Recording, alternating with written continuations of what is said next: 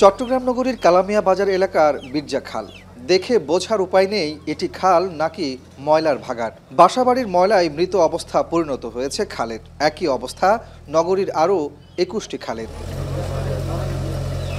চট্টগ্রাম নগরীর ট্রেডমার্কে পরিণত হওয়া জলাবদ্ধতার প্রধান কারণ ধরা হয় খাল নালা ভরাট ও দখল হয়ে যাওয়াকে।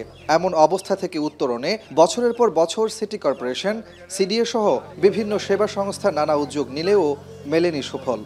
এবার জলাবদ্ধতা নিরসনে খাল খনন ও পরিষ্কারের উদ্যোগ নিয়েছে জামায়াতে ইসলামী। শনিবার ৭৬০ মিটার দৈর্ঘ্যের বিরজা খাল খনন ও পরিষ্কারের মধ্য দিয়ে কার্যক্রমের উদ্বোধন করা হয়। এতে খরচ হবে প্রায় ১ কোটি টাকা। আমরা চাচ্ছি যে এই খাল ২০ দিনের মধ্যে দৃশ্যমান যাতে করে হয় এই কাজটা করব। এরপরে যদি আমাদের আবার নতুনভাবে প্ল্যান নিতে হয়, আমরা আলহামদুলিল্লাহ আপনাদের দোয়ায় ৪ জন ইঞ্জিনিয়ার নিয়োগ করেছে, একটা কমিটি করেছে। সামাজিক দায়বদ্ধতা থেকে জামায়াত ইসলামীর খাল খনন ও পরিষ্কার পরিচ্ছন্নতার কার্যক্রমকে স্বাগত জানিয়েছেন নগরবাসী।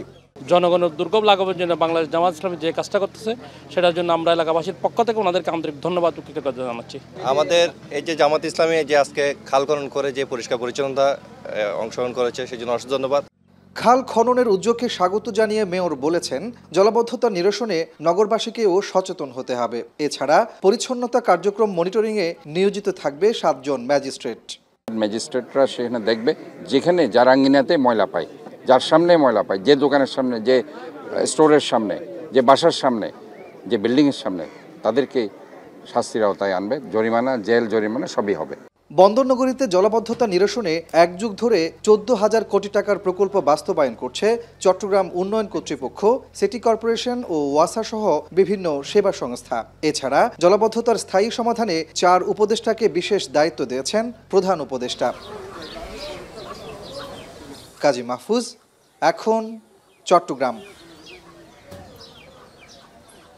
মাঠের অলরাউন্ডার আমি, আর ঘরের allrounder Tylox. Tylox toilet cleaner, clean মানেই টাইলক্স।